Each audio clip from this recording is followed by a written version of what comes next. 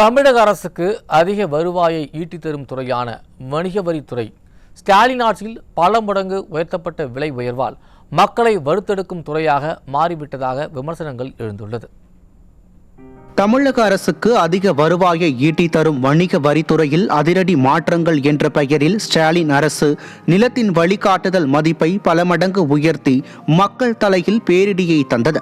அரசின் வருவாயை பெருக்க ஸ்டாலின் அரசிடம் உருப்படியான திட்டங்கள் ஏதும் இல்லாத நிலையில் பத்திரப்பதிவு துறையில் கடந்த ஆண்டு நவம்பரில் 20 வகையான பதிவுகளுக்கான முத்திரைத்தாள் கட்டணத்தை பல மடங்கு உயர்த்தி நிலம் வீடு வாங்குவோரின் கனவை ஒட்டுமொத்தமாக சிதைத்தது.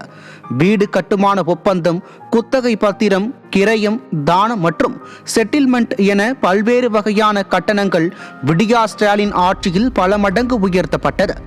இவ்வளவு விலை உயர்வை கொண்டு வந்தும் பத்திரப்பதிவு துறையில் போதிய வருவாயை ஈட்ட முடியாதது ஸ்டாலின் அரசின் நிர்வாக தோல்வியை காட்டுவதாக மக்கள் விமர்சிக்கின்றனர். ஒரு துறையில் வருமானத்தை பெருக்க வேண்டும் என்றால் சிறப்பான திட்டங்களை வகுக்க வேண்டும்.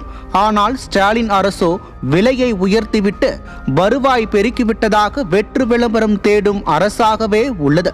இது மட்டுமின்றி பத்திரப்பதிவில் அரங்கேறும் மோசடிகள் குறித்து ஸ்டாலின் ஆட்சியில் போதிய நடவடிக்கைகள் எடுத்ததாக தெரியவில்லை. பல மோசடி புகார்களில் தங்கள் கட்சியினரே சிக்குவதால் நடவடிக்கை எடுக்காமல் விடிய அரசு விட்டுவிடுகிறதா என்ற சந்தேகம் மக்கள் மத்தியில் எழுப்பியுள்ளது. ஒட்டுமொத்தத்தில் அதிமுக ஆட்சியில் வருமானம் ஈட்டும் துறையாக இருந்த வணிக வரி மற்றும் பத்திரப்பதிவு துறை ஸ்டாலின் ஆட்சியில் பல மடங்கு உயர்த்தப்பட்ட விலை உயர்வால் மக்களை வறுத்தெடுக்கும் துறையாகவே மாறியுள்ளதாக விமர்சனம் எழுந்துள்ளது.